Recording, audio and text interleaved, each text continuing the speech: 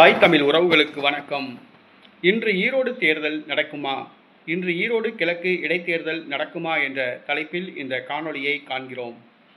ஈரோடு கிழக்கு இடைத்தேர்தல் இன்று காலை 7 மணிக்கு வாக்குப்பதிவு ஆரம்பிக்கிறது. நாளை மறுநாள் வாக்கு எண்ணிக்கை நடக்கும் என்று கூறப்பட்டுள்ளது. ஆனால் ஈரோடு கிழக்கு இடைத்தேர்தல் இன்று நடக்குமா?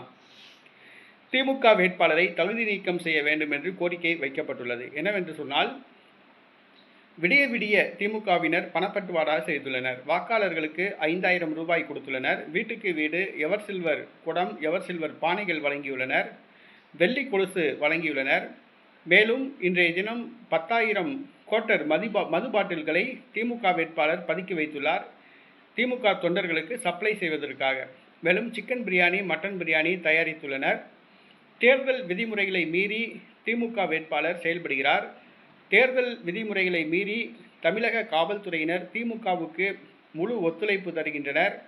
அவர்களே திமுகவுக்கு பிரச்சாரம் செய்வது போல் செயல்படுகின்றனர். ஆகவே திமுக அரசின் காவல்துறை ஏவல் துறையாக செயல்படுகிறது. தேர்தல் ஆணையம் இந்த தேர்தலை ஒரு பொருட்டாக கருதவில்லை. தேர்தல் பார்வையாளர்கள் தொகுதிக்குள் பார்வையிட்டு எந்தவித நடவடிக்கையும் எடுக்கவில்லை.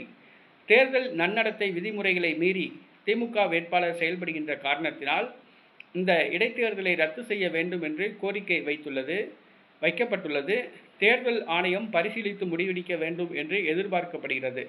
இன்னும் சற்று நேரத்தில் தேர்தல் ஆரம்பமாக உள்ளது. அதற்குள் தேர்தலை ரத்து செய்து தேர்தல் ஆணையம் உத்தரவு வழங்குகிறதா என்ற பரபரப்பு ஏற்பட்டுள்ளது. பொறுத்திருந்து பார்ப்போம்.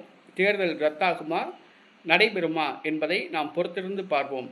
தேர்தல் ரத்தானால் ஜனநாயகம் நிலைநாட்டப்பட்டது என்ற அறிகுறி. தேர்தல் நடத்தப்பட்டால் ஜனநாயகம் குழி தோண்டி புதைக்கப்பட்டதாக அறிகுறி.